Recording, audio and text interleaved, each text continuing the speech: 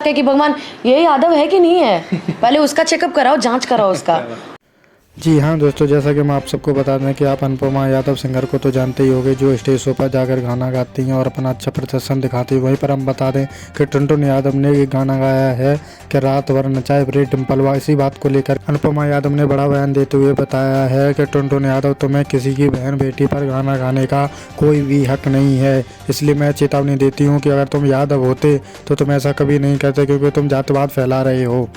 अपने आप को फेमस करने के लिए पहले तुमने डिम्पल के ऊपर गाना गाया, फिर तुमने पायल बा के ऊपर गाना गाया। इसलिए मैं तुम्हें बता दूं कि ये तुम सब अच्छा नहीं कर रहे हो। वहीं पर उन्होंने बताया कि खेसारी जी भी तो बहुत अच्छा प्रदर्शन करते हैं, लेकिन उन्होंने कभी जातिवाद नहीं किया।